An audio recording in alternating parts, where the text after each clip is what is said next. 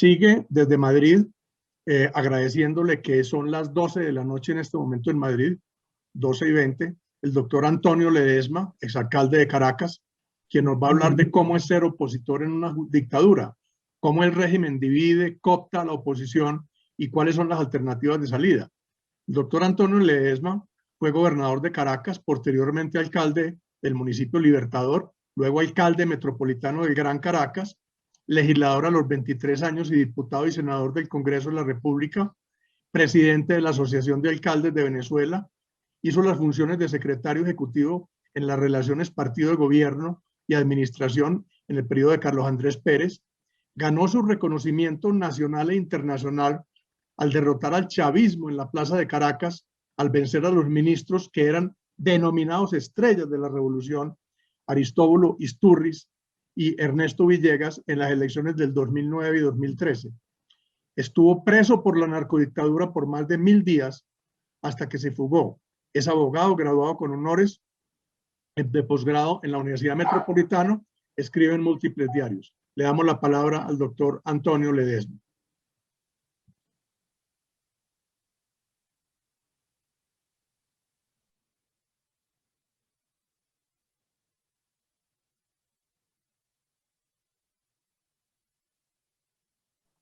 Doctor Ledesma, habilite por favor. Hay que habilitar el micrófono, por favor.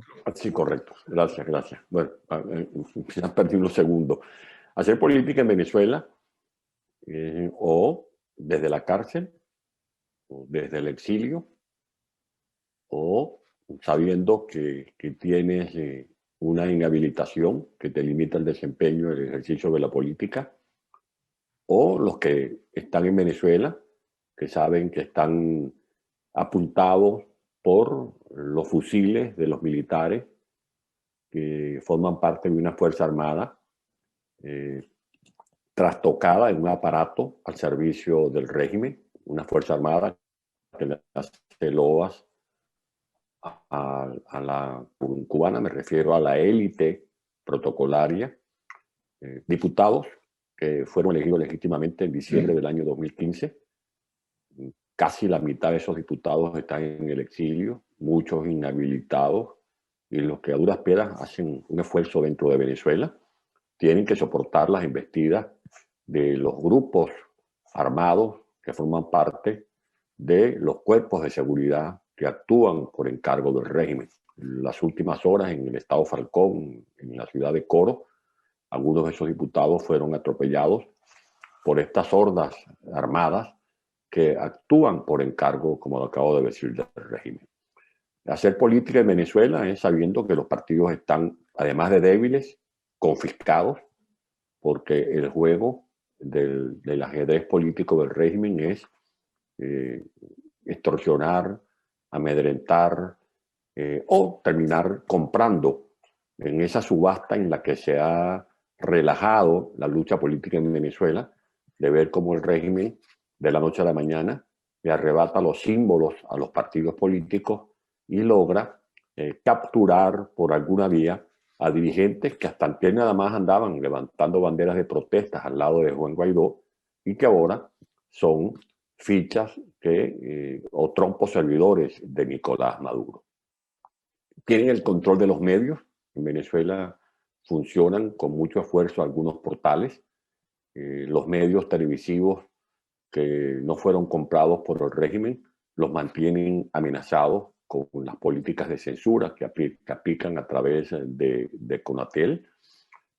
Tienen las vías de financiamiento limitadas para que un candidato a una alcaldía o una gobernación, para que cualquier partido político reciba algún apoyo financiero, de franelas, de bandera, bien sabe que se expone cualquier persona que de buena voluntad quiera hacer esa colaboración. Como lo explicó el magistrado Pedro Luis Martín, tienen convertido el aparato judicial en un paredón de fusilamiento. Bien lo dijo Miguel Ángel, los jueces actúan como sicarios del régimen, no son jueces probos, son sicarios que reciben órdenes del Poder Ejecutivo. Hay un aparato policial que también se mezcla con la Fuerza Armada, con los servicios de inteligencia, pero al mismo tiempo con los que están allí en el entramado de los grupos irregulares, como las megabandas. Hay un último estudio que hizo Transparencia Venezuela, muy bueno, donde se revela que en Venezuela funcionan por lo menos 18.000 bandas amponiles. A eso se agregan las llamadas megabandas que controlan territorios. Hace algunos días el general Padrino López amenazaba a Colombia, que iban a invadir a Colombia, que iban a provocar una guerra con Colombia. No pueden controlar la banda del Coqui, que es un delincuente que maneja una banda en una zona de Caracas. Y cuando no es la banda del Coqui, es la banda del Tren de Aragua. Y si no son los pranes, que son los que ejercen el gobierno desde las cárceles, o son los colectivos armados, que el gobierno o el régimen de Maduro, como lo hizo Chávez en su oportunidad, equipa con armas de alto calibre, o las relaciones que tiene el régimen de Maduro con el narcotráfico internacional, cuando no es el cartel de La Guajira, es el cartel de Guadalajara, o es el cartel de Sinaloa, o es el cartel de Jalisco, o son los cárteles colombianos, los peruanos, los bolivianos, o el de factura criolla, que es el cártel de los soles. En Venezuela, el narcotráfico tiene pistas clandestinas en el estado Zulia, en el estado Apure, en el estado Guárico. En 12 estados del país tienen campamentos las fuerzas irregulares del ELN. Dentro de Venezuela operan, incluso se dan el lujo de amenazar de muerte al presidente de Colombia, los capos de la narcoguerrilla de la FARC. Y si eso no es suficiente, además de estas relaciones caribeñas, están las relaciones con el Medio Oriente, con los grupos del terrorismo internacional, como el de Hezbollah, a los que se le asignan lotes en el arco minero, donde además del oro amarillo está el oro azul, está el coltán, está el toriol. En definitiva, tenemos además hacer política en Venezuela, exponerse a un aparato electoral controlado por el régimen. Ahora, ¿qué hacer para salir de esto? Que es lo importante. Porque esta tragedia que nos pintó el doctor Carmona y esta situación de país donde no hay Estado de Derecho, sino un país que devino en un narcoestado, en un Estado fallido y un Estado forajido al mismo tiempo, la única manera de resolverlo es que haya una dirección política que sea capaz de administrar la voluntad de lucha del pueblo de Venezuela y el inédito respaldo que hemos tenido de la comunidad internacional. Muchas veces a nosotros se nos reclama que no hay unidad en Venezuela. No, yo quiero desmentir esa tesis. Si algo ha sobrado en Venezuela es unidad. Esa unidad que provocó, por ejemplo, el gran triunfo de diciembre del 2015. Lo que ha faltado es capacidad para administrar eficientemente esa unidad. Se nos ha dicho es que tenemos ahora que regresar al voto. Nosotros nunca hemos abandonado la vía del voto. En Venezuela hemos participado, escuchen bien, hemos participado en 18 procesos donde se ha usado el voto o la opinión del ciudadano. 4 elecciones presidenciales, la del año 2000 con Arias Cárdenas de candidato presidencial, luego la del año 2006 con Manuel Rosales de candidato presidencial, y la del 2012 y 2013 con Enrique Capriles de candidato presidencial. Hemos participado en referéndum, el del 2004, el del 2007, el del 2009. Hemos participado en procesos revocatorios, el del 2004, el que se intentó hacer en el 2016, que frustró Nicolás Maduro. Hemos promovido plebiscitos, hemos promovido consultas como la del año pasado. Pero al lado de esos procesos electorales hemos dialogado. Se nos ha querido presentar como una oposición que tiene grupos ultrarradicales que se niegan a negociar o a dialogar. Mentira. Se han participado en 13 procesos de diálogos. El último fue el de Barbados, que terminó siendo una gran aventura.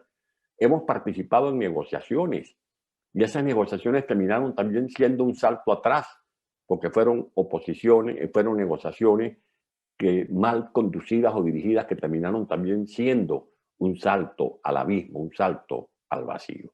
Por lo tanto, lo que corresponde en este momento es que tengamos una dirección opositora unitaria, verdaderamente unitaria, amplia, que deje de lado el sectarismo y que tenga una agenda con objetivos políticos. ¿Para qué es la unidad?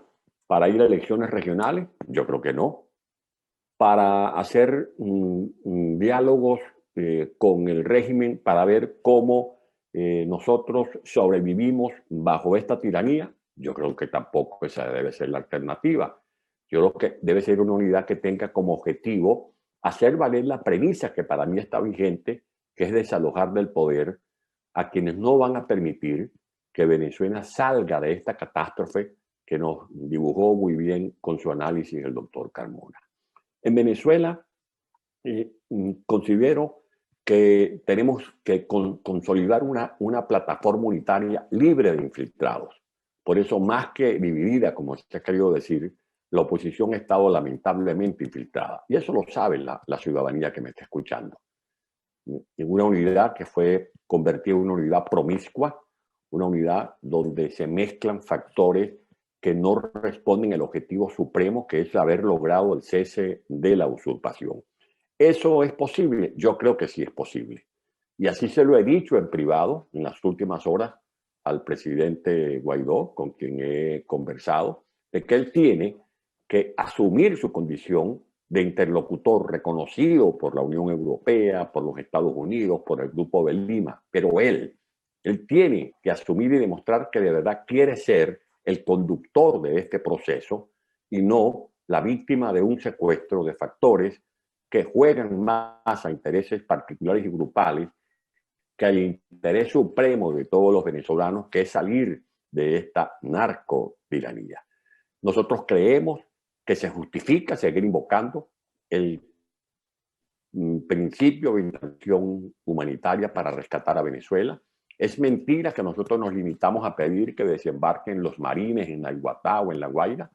El uso de la fuerza es una alternativa, pero también están otros recursos, porque los propios Estados Unidos y la propia comunidad internacional ha dicho que Maduro está relacionado con el narcotráfico y por eso ofrecen recompensas de $15 millones. Junto a él están otros ubicados en la galería.